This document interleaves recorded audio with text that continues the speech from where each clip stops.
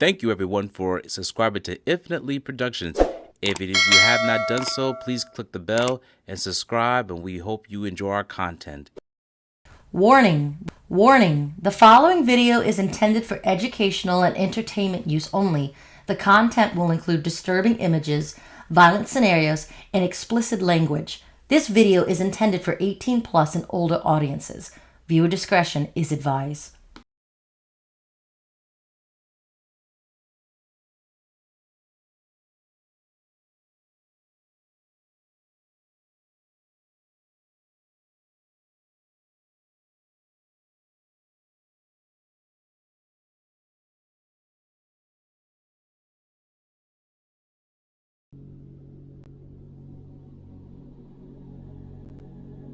As a result, Philip Testa was killed by a bomb placed under his porch.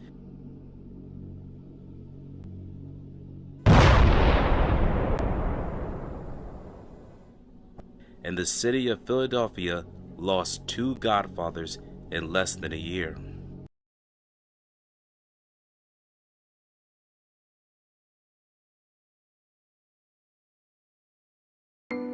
Well, they blew up the chicken man last night, and they blew up his eyes too. In his play Julius Caesar, Shakespeare warned, "Beware the Ides of March." It was on this day in 1981 that reputed Philadelphia organized crime boss Philip Testa met his end. Police tell me Testa pulled up and double parked his Caprice Classic in front of his Porter Street home, then got out of his car, went up to his front door, opened it, and then tripped a bomb that took his life. That's about 2:58 a.m. Testa came home, double parked his car here, went up the steps. As he went to open the front door, there was a blast. And as you can see what the explosion did, he was taken to St. Agnes's Hospital then, and he was pronounced dead at 4:15 a.m. By dawn, Philip Testa's family members, including his son and friends who had gathered at St. Agnes Hospital, filed out in stunned silence, some covering their faces. They had wept openly in the emergency room. A woman believed to be Testa's daughter was seen wailing near the bomb site. She was ushered into a neighbor's house and then quickly away. As the bomb squad checked Testa's second car, it was clean of explosives. Many windows in the area were broken. The two elderly ladies next door had severe damage to their home. They were taken away by a relative. One of them, Miss Helen Hart, has lived here for 40 years. For 15 years, Ray Bardo lived down the street from Phil Testa. He was a gentleman, he was kind, and he was always very nice to the neighbors. It was really a shock for us. You never saw the other side of his life? No, never. Philip Testa's associates tell me that he spent the last night of his life here at his Old City restaurant, known as Virgilio's. Outside the Testa home, I spotted one of the last persons to see Testa alive, the manager of Virgilio's, who refused to give me his name. You were the manager of his restaurant? Right. When was the last time you saw him? Did you see him last night? Yeah, he was there all night. And what time did he leave? I left before him. Did he say anything last night? Did he seem to be upset or know that he was in danger? Very good mood.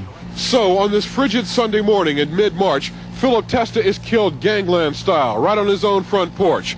It was less than a year ago that his former boss, Angelo Bruno, was killed in front of his South Philadelphia home. It was last month that Testa and 9 other Philadelphia organized crime figures were indicted by a federal grand jury. Testa's killing today is no surprise to Philadelphia police. Vernon Odom, Channel 6 Action News in South Philadelphia.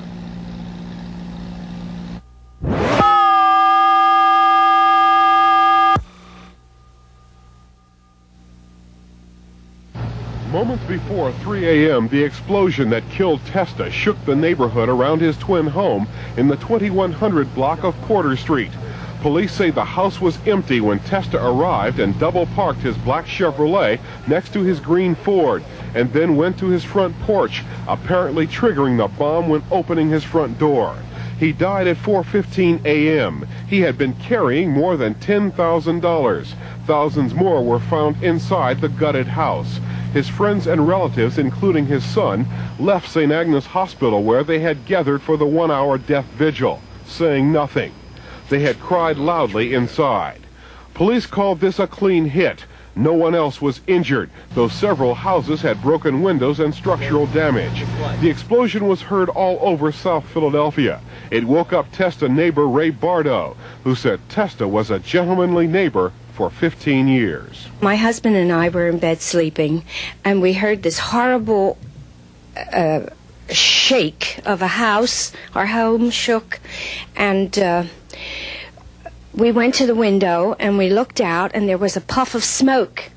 And then all of a sudden there were lots of police cars coming down the street, and when we came out we saw that it was Phil Testa's house that was bombed. Much of the speculation about the series of mob killings centers around Atlantic City and the struggle for control of the rackets in that gambling resort town. Many others believe that narcotics trafficking plays a role here too. Vernon Odom, Channel 6 Action News in South Philadelphia. Revenge. This is the 1980 report of the Philadelphia Crime Commission, authored in large part by Gino Lazzeri, former FBI agent. We talked by phone tonight about Rocco Marinucci.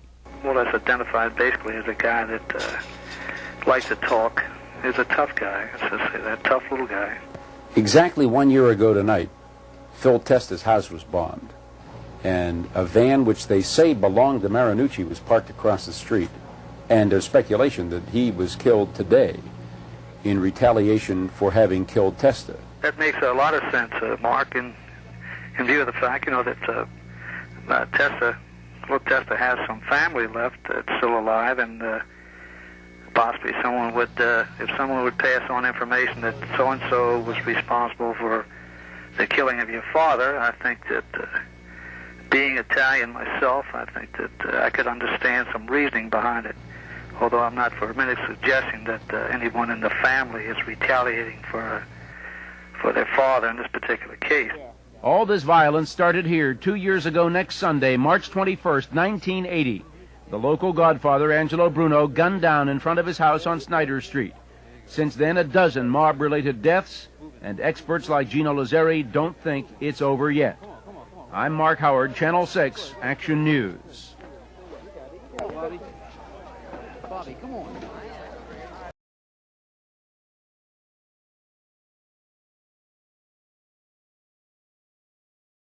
Thank you for watching this video. Please subscribe to our channel and check out more of our content. Feel free to give your feedback and suggestions on what we should do next in the comments. This is Infinite Lee Productions. We love ya.